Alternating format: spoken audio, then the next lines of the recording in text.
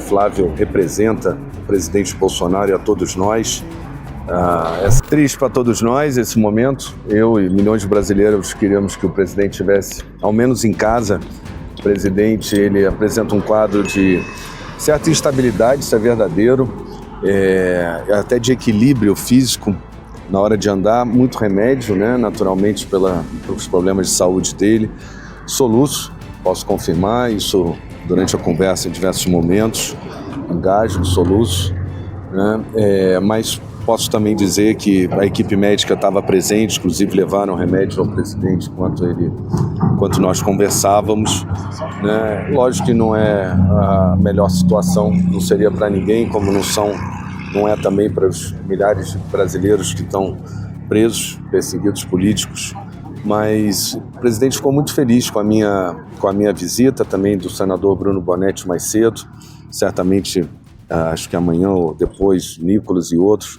Isso a gente leva ânimo ao presidente, né? A gente leva o abraço de milhões de brasileiros. Pude entregar ao presidente diversas correspondências, cartas que recebi, inclusive da Associação dos Familiares das Famílias Conservadoras do Rio de Janeiro, que me entregaram, né? Meu filho pediu para entregar um livro ao presidente Bolsonaro e eu fiz.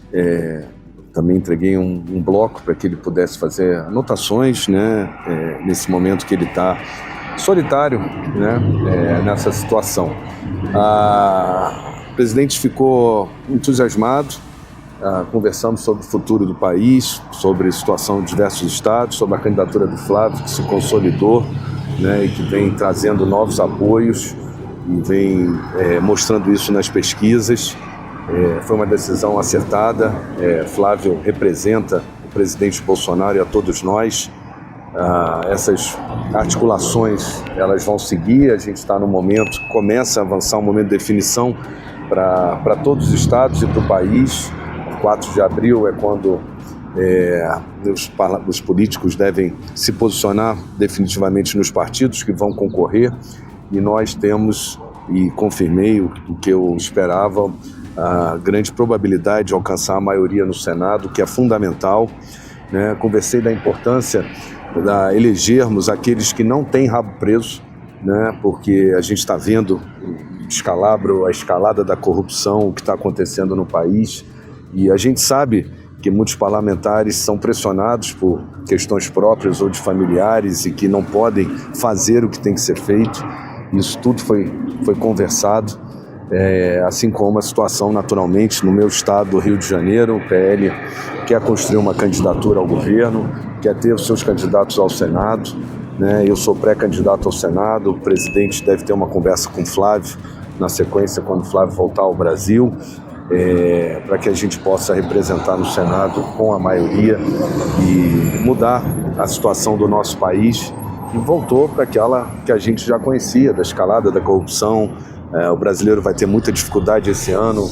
O aumento de impostos com a reforma tributária é muito ruim, que entra em vigor de fato a partir do próximo ano, mas a gente já está vendo muitas empresas antecipando, né, seus movimentos para poder se enquadrar num cenário em que mais impostos o governo vai arrecadar delas, e a gente está preocupado com o impacto disso na sociedade, a taxação de dividendos sobre profissionais liberais, né? Todo esse impacto que certamente vai acontecer esse ano, a partir desse ano, na nossa economia. O presidente está sob forte medicação, né? Em alguns momentos ele pediu desculpa porque ele, inclusive, estava um pouco descoordenado, né, nas palavras, na fala. Inclusive, como eu disse, quando ele saiu, eu percebi que ele estava um pouco desnorteado fisicamente no seu caminhar, né? Certamente, como ele disse, efeitos da forte medicação necessária. O presidente teve esse quadro, apresentou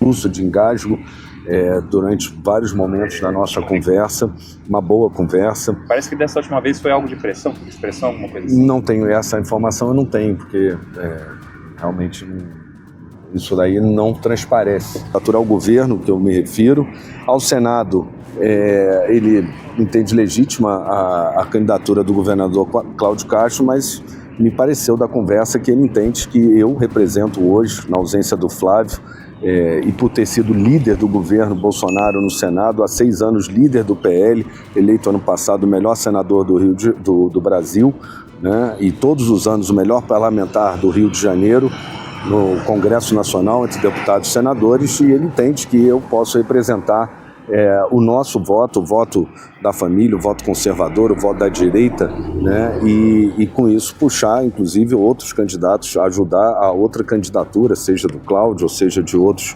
candidatos.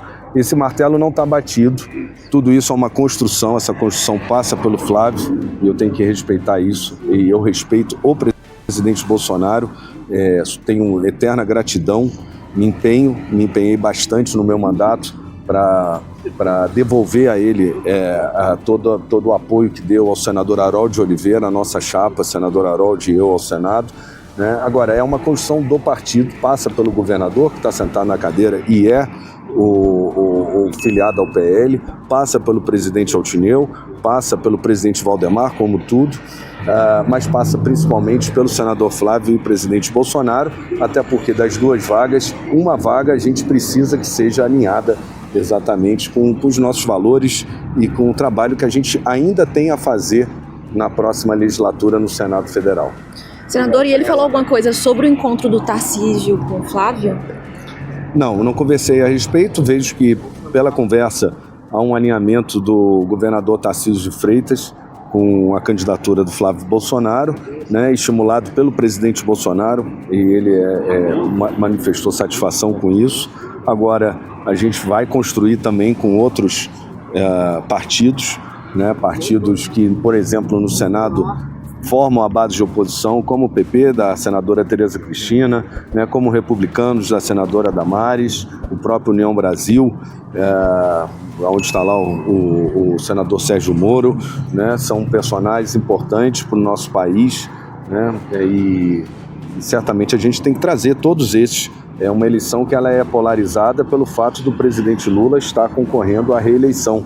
Isso é absolutamente inevitável, né? E a gente agora tem a possibilidade de comparar governos. E, sinceramente, o governo passado, do ponto de vista econômico e das relações, da liberdade e outras relações, era muito melhor. Senador, só uma última pergunta. Eu sei que o senhor tem atualizado o presidente sobre o que tem acontecido aqui, mas sobre a quebra de sigilo envolvendo a esposa do ministro Alexandre de Moraes, o senhor chegou a conversar sobre isso? O que a oposição tem falado a respeito desse assunto? Não conversei sobre essa questão específica e muito pouco sobre o STF. Também não conversamos muito sobre isso, né? Não sei qual o nível de informação que o presidente tem. Ele tem uma televisão que ele assiste os canais abertos, né?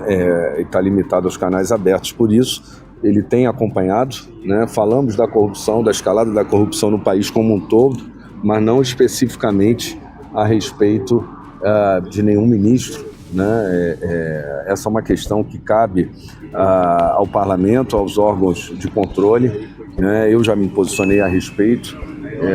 Eu ressinto muito como advogado a ausência de magistrados de carreira, inclusive sou autor de uma proposta de emenda constitucional, porque entendo que o ápice da carreira da magistratura é o STF. Isso faz o STF seja um tribunal mais técnico. Quando a gente tem um tribunal formado por advogados, é natural que eles advoguem, e talvez isso explique muito do que está acontecendo hoje.